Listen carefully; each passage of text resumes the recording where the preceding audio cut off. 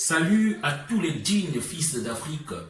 Soyez salués tous ceux qui se reconnaissent dans le sang de tous nos braves guerriers, les pères de la souveraineté africaine, les pères de l'indépendance d'Afrique.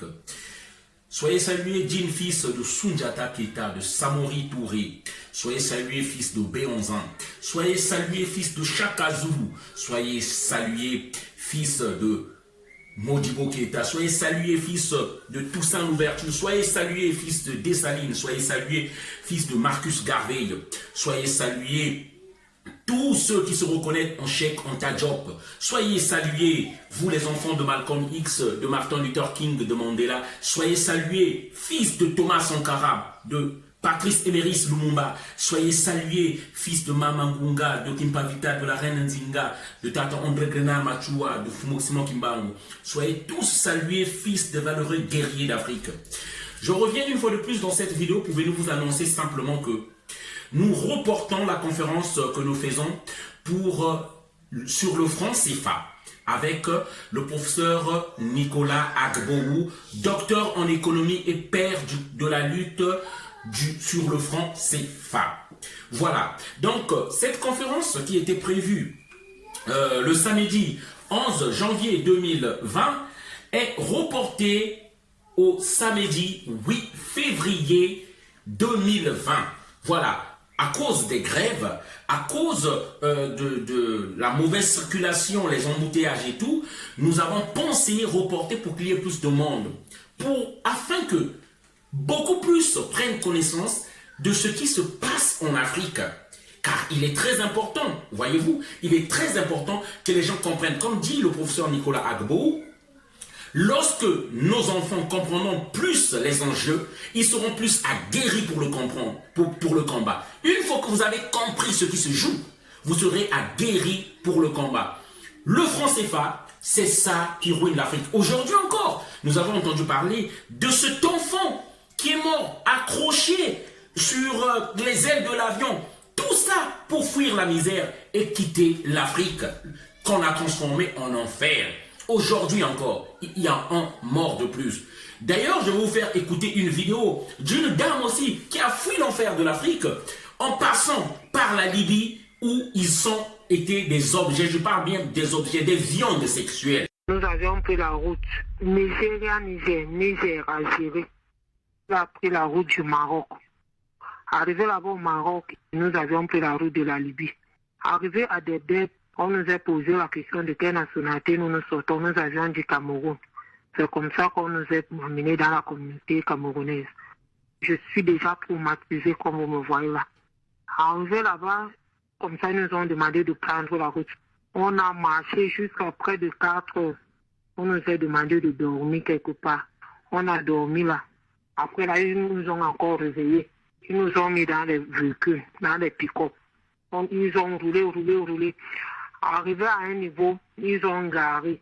On a trouvé d'autres personnes là-bas, les voitures étaient toujours garées. On nous a mis dans la maison là.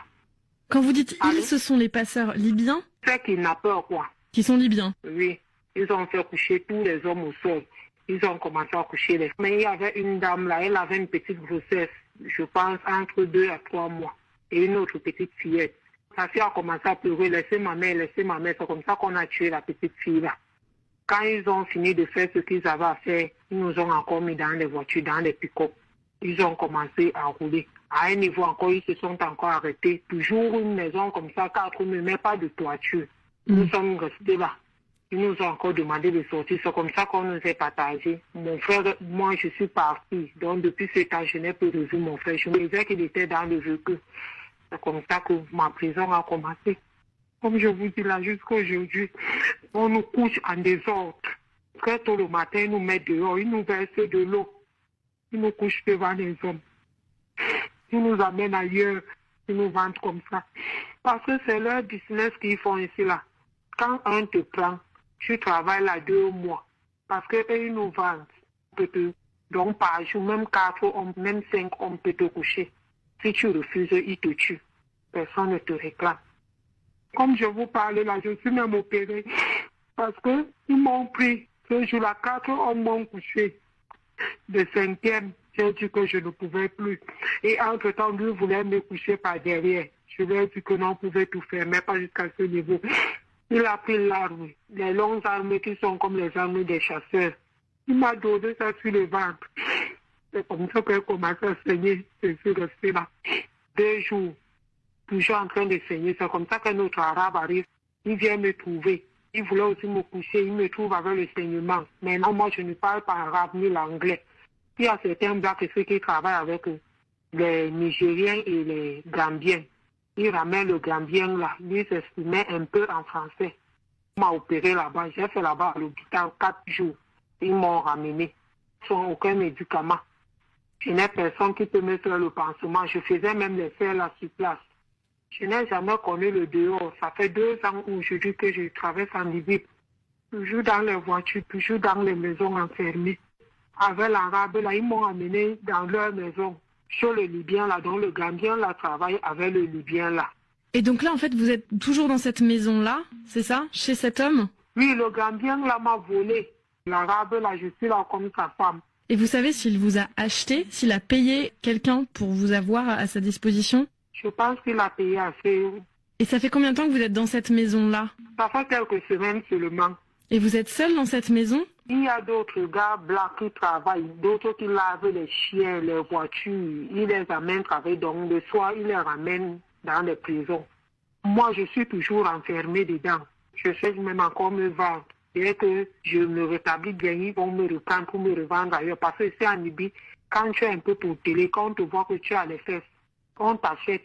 Parce que les Libyens aiment les femmes corps et les fesses. Et donc vous pensez qu'il va vous revendre? Oui.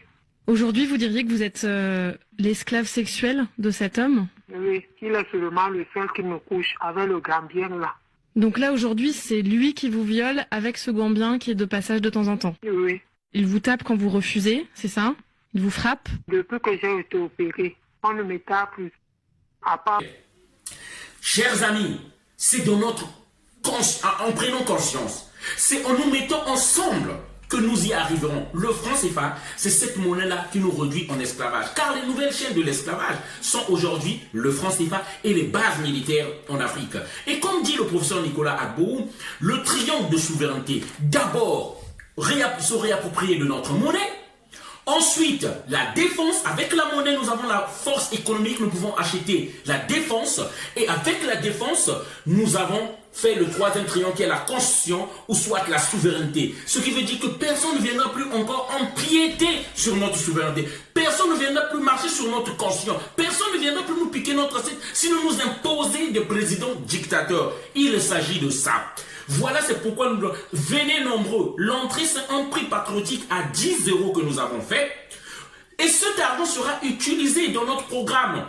Suivant la lignée de Marcus Garvey, c'est l'argent, c'est l'économie, c'est les finances qui feront que nous pèsons dans le concert des nations. C'est pas en allant juste faire du bruit dans les rues, mais il faut que j'appelle toutes les associations, que nous nous organisons, que nous soyons forts économiquement, forts financièrement. Voilà, et ainsi, nous pourrons alors diriger les choses. Nous appelons toute la diaspora africaine, cherchez à que nous soyons riches, faites des commerces, achetez dans la communauté pour que notre argent puisse aider les fils de la communauté. Voilà le message que je voulais faire passer. Le franc CFA, cette monnaie-là, aujourd'hui, confisquer notre économie, confisquer notre monnaie confisquée, c'est ça qui nous réduit en esclavage, qui a réduit l'Afrique en esclavage.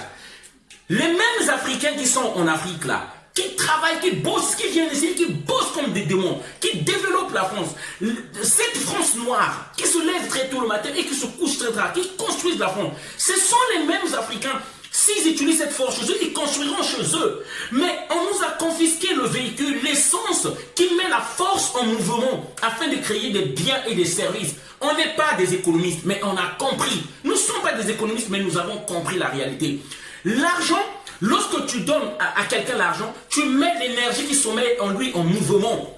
Voilà, c'est pourquoi nos artisans qui sont dans les pays, les maçons, ceux qui sont dans les pays, les soudeurs, ils veulent bien développer leurs entreprises. Ils veulent embaucher plus de monde parce que ça marche. Mais ils disent quoi souvent? On n'a pas de moyens. Les moyens, c'est quoi? C'est l'argent.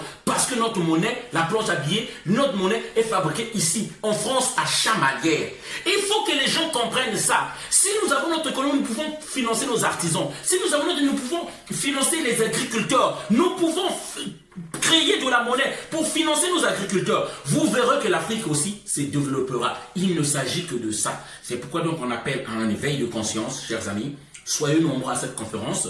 Le produit, les 10 euros que vous donnerez, nous allons injecter dans les projets de l'association afin de pouvoir créer des petites et moyennes entreprises, afin de créer des unités de production et en retour qu'on aille aider les Africains.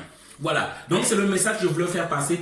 Tous rendez-vous le 8 février 2020. Voilà, et ça se passe à Porte de Choisy. Voilà, à l'église Saint-Hippolyte. Voilà, donc à Porte de Choisy, métro Porte de Choisy. Donc soyons nombreux, on compte sur vous. Venez nombreux, on reste mobilisés. Merci encore.